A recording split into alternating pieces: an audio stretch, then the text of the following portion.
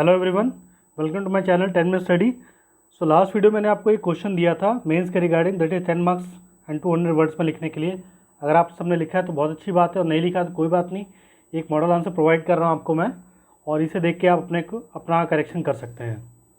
So question was, what role can RRBs that is regional rural banks can play in digitisation and what is their significance, right.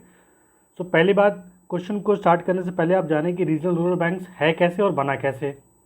तो regional rural bank जो है Narasimhan working group committee बनी थी 1970s में, और उसके recommendation के हिसाब से ही RRB एक्ट बनाया गया था 1975 में पार्लियामेंट द्वारा, राइट। तो फाइनली ये इस्टेब्लिश हो गया था 1976 में। सो उसी हिसाब से हम इसकी इंट्रोडक्शन लिख सकते हैं। सो इंट्रोडक्शन देख लेते हैं। RRBs are set up on recommendation of Narasimhan Working Group in 1976 under RRBs Act 1975 to expand credit lending to people in far and remote areas, right? तो एक छोटा इंट्रोडक्शन हो गया जो कि 1.5 मार्क्स से 2 मार्क्स के बीच में होता है। तो ये एक स्टैंडर्ड हो गया आपके लिए। अगर आप कोई चेंजेस लाना चाहते हैं इसमें तो आप चेंजेस डेफिनेटली कर सकते हैं, और आपको अगर बेटर लग रहा है लिखने के लिए तो लिख सकते हैं, बट ये एक स्टैंडर्ड है, ये आप फॉलो कर सकते हैं। नेक्स्ट पार्ट क्या कह रहा है? नेक्स्ट पार्ट ये कह रहा है कि what is its significance and what is the role it is going to play in digitisation. So कोई भी क्वेश्चन की बॉडी लिखने से पहले आपको ये जानना जरूरी है कि जो RRB से बेसिकली उसका वर्क क्या है और वो कैसे काम करता है। तो RRBs जो है बेसिकली उसमें सेंटर का 50% शेयर है, स्टेट का 15% शेयर है, and rest 35% is different entities which is comprising of different banks and private entities. तो काम क्या है इनका? बेसिकली रूरल जो डिजिटल पेनिट्रेशन है उसको बढ़ाना। अभी के हिसाब से डिजिटल पेनिट्रेशन हो गया, वैसे रूरल बैंकिंग सर्विसेज को लोगों तक पहुँचाना, क्योंकि आप जानते हैं काफ़ी इनफॉर्मल वे ऑफ बैंकिंग चलती है रूरल एरियाज़ में। लाइक मनी लेंडर्स होते हैं, बड़े जमींदार होते हैं, they charge very high rate of interest, but through RRBs what the government is trying to do is they are trying to give loans in a cheaper way or at a very nominal rate to the people who are in rural areas, ठीक है, जिनके पास banking की सुविधा नहीं है और जिनको formal credit lending की फैसिलिटी उपलब्ध नहीं है, उनके लिए काफ़ी इजी हो जाता है इन बैंकों से लोन लेने में। तो इनका सिग्निफिकेंस क्या है वो देख लेते हैं पहले। क्वेश्चन की डिमांड जो हमारी बॉडी में कह रही है, banking services to rural masses door step. First point obvious था ये, क्योंकि रूरल सर्विसेज के अंडर में आ गया ये, तो बैंकिंग सर्विसेज को डोर स्टेप लेके जा रहे हैं, राइट। क्योंकि आपने देखा होगा बेसिकली जो बैंक्स का कॉन्सेंट्रेशन है वो अर्बन एरियाज़ में आता है, और अर्बन एरियाज़ में आने में ये क्योंकि पॉपुलेशन वहाँ है, पर कैपिटा इनकम ज़्यादा है, गाँव में वो चीज़ कम है, तो इसलिए बैंक हेजिटेट करते हैं। इसीलिए RRBs को लेके आया गया था ताकि रूरल मासेस के डोर स्टेप तक उनको पहुँचाया जा सके। Second thing is institutional credit to weaker section. इसका क्या मतलब है? इंस्टीट्यूशनल क्रेडिट मतलब एक इंस्टीट्यूशन द्वारा प्रोवाइड किया गया क्रेडिट। कैसे? अगर इंस्टीट्यूशन नहीं है तो क्या होगा? बड़े जमींदार, money lenders, informal way of banking, वो जाएंगे साहूकार मनी लेंडर के पास, अपने ज़मीन के कागजात गिरवी रखेंगे, चाहे सोना गिरवी रखेंगे, देन लोन उठा के लाएंगे, और वो भी काफ़ी हाई रेट ऑफ इंटरेस्ट में। और देन जब वो उसको पे नहीं कर पाते देन वो क्या करते हैं, उनकी प्रॉपर्टी, जो मनी लेंडर होते हैं वो प्रॉपर्टी उनकी कन्फिस्केट कर लेते हैं, राइट, उसको छीन लेते हैं। Third is provide easy and direct finance to cooperative society and self help group. ये कैसे समझना है? इसमें 2 वर्ड्स हैं, अगर आप चाहें तो इसको 2 पॉइंट में लिख सकते हैं, लेकिन एक पॉइंट में भी कंप्लीट कर सकते हैं। कोऑपरेटिव सोसाइटी और सेल्फ हेल्प ग्रुप्स, दोनों में बहुत डिफरेंस है। सेल्फ हेल्प ग्रुप समझते हैं क्या होता है? सेल्फ हेल्प ग्रुप वो हैं जहाँ पे सपोज करिए 7 से 8 अगर महिलाएं हैं तो वो इकट्ठा हुई हैं, सब ने थोड़ा थोड़ा कैपिटल जमा किया है। अब उनमें से किसी एक को फाइनेंस की ज़रूरत है, तो वो क्या करेंगे, वो सारा एक लॉटरी सिस्टम बनाएंगे। जैसे लॉटरी आई तो किसी एक का नाम आ गया तो सब पैसा मिलकर उनको देंगे, तो वो अपना काम पूरा करेंगे। जैसे ही वो अपना काम पूरा करेंगे तो कुछ ब्याज के साथ पैसा वापस कर देंगी, और वैसे ही वो डिस्ट्रीब्यूट हो जाएगा। एक इनफॉर्मल वे ऑफ बैंकिंग हो गया जहाँ पे आप पैसे की पूलिंग कर रहे हो, right.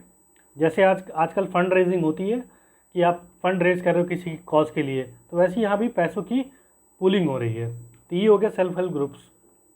Second is cooperative societies. Cooperative society क्या है, डिफरेंट हो सकती है।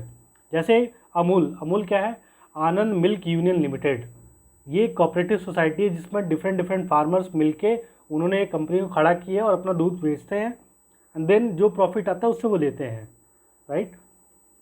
सम टाइम क्या होता है कि उनको अपना बिजनेस एक्सपैंड करना होता है, तो जब बिजनेस एक्सपैंड करना होता है तो वो क्या करते हैं, उनको पैसे की ज़रूरत है, और इतना अगर क्रेडिट प्रोवाइड नहीं हो पा रहा है मार्केट में, या मार्केट में काफ़ी हाई रेट पे जा रहा है, तो वो नहीं ले पाते हैं और अपने बिजनेस का एक्सपैंड नहीं कर पाते।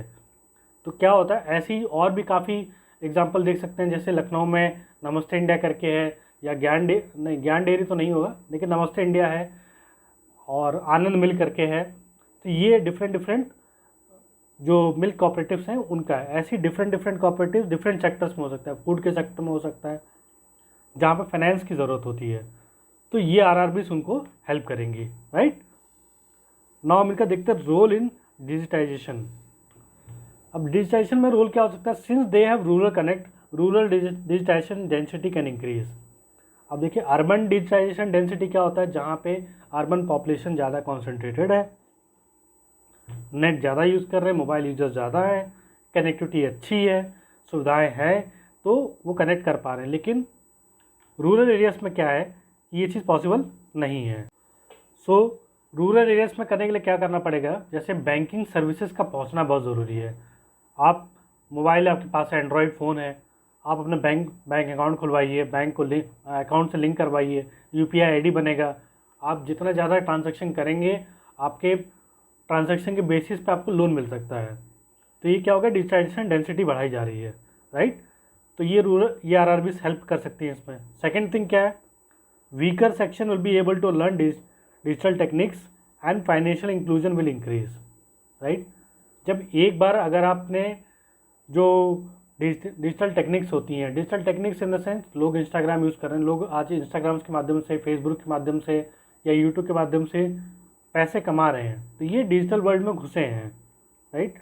तो उससे क्या हो रहा है कि एक छोटे से गांव में रहने वाला इंसान भी जो है कमा सकता है थ्रू डिजिटल वे। तो उसका बैंकिंग फॉर्मल वे में होना चाहिए। अब यूट्यूब पेमेंट तो आपको कैश में करेगा नहीं, वो आपको डिजिटल वे में ही पेमेंट करेगा। इसके लिए क्या आपको बैंकिंग से कनेक्ट होना ज़रूरी है। तो ये आरआरबीज क्या है, उस चीज़ में हेल्प करेंगे। ये आज के तरह में एग्जाम्पल है, पुराने टाइम में कुछ और एग्जाम्पल भी आप ले सकते हैं। Third point is credit given can be used to enhance digitization infrastructure such as common service centers, data recording for easy transfer of subsidies and financial assistance. Very simple. आज 2-3 scheme देख लीजिए आप, DBT direct benefit transfer and PM किसान निधि इसी के अंदर आता है। जो 6,000 लोगों को डायरेक्ट ट्रांसफ़र हो रहे हैं विदाउट एनी इंटरमीडिएटरीज, वो डायरेक्टली 6,000 कैसे ट्रांसफ़र हो रहे हैं, अगर आपका बैंक अकाउंट है तभी ट्रांसफ़र हो रहा है। और जब बैंक अकाउंट ट्रांसफ़र होता है, there is a transparent way of transferring to the person who is receiving, right. तो इसमें क्या है, करप्शन के चांसेस कम हो जाते हैं। सेकेंड थिंग, जो मनरेगा की पेमेंट आती है वो भी आपकी ऑनलाइन होती है, जियो टैगिंग होती है, देन वो आती है। सब्सिडीज़ प्रोवाइड होती है, राइट, सब्सिडीज़ डायरेक्टली आती है। हालांकि आजकल कम आ रही है सब्सिडी, लेकिन आ रही है, वो डायरेक्टली अकाउंट में आ रही है। ये कॉमन सर्विस सेंटर्स ये है जहाँ पे आपको आधार से रिलेटेड कोई अमेंडमेंट कराना हो, या अपना कोई प्रमाण पत्र बनाना हो, चाहे जो भी चीज़ें बनानी हो, इन सब में क्या है, ये खुल कैसे पा रहे हैं, क्योंकि इनको क्रेडिट मिला हुआ है कहीं से। अगर क्रेडिट नहीं मिलता तो ये करना मुश्किल हो पाता है इनके लिए। और ये सब करने के बाद क्या होता है, फाइनेंशियल असिस्टेंस काफ़ी ईजी हो जाती है रूरल एरियाज में। So therefore we can say RRBs can perform well in digitization process once they improve their NPS, improve their business digitally and efficient management of their resources. ये आप finish कर सकते हैं इसके साथ अपना आंसर। तो इसमें एनपीएस को इम्प्रूव करना, करंट सिचुएशन आरआरबीज की अच्छी नहीं है, एनपीएस हाई है, और उनका क्या है कि भी एक पुराना माइंडसेट बना हुआ है डिजिटली ना आने का, इसलिए उनको डिजिटल होना पड़ेगा ताकि वो रूरल मास से कनेक्ट कर सकें और काफ़ी जो सोसाइटी में प्रोग्रेस है उसमें काफ़ी हेल्प कर सकें। हाँ, हालांकि इसके लिए एक चीज़ और ज़रूरी है कि गवर्नमेंट को प्रॉपर इंफ्रास्ट्रक्चर में इन्वेस्ट करना बहुत ज़रूरी है, right. Once they'll be able to invest fully in digital infrastructure in rural areas, then RRBs will be more effective in digitization process, right? So ये एक मॉडल आंसर है, आप इसको चेक कर सकते हैं एंड देन अपने आप को अकॉर्डिंगली स्कोर कर सकते हैं, right. So till then, thank you very much, have a nice day.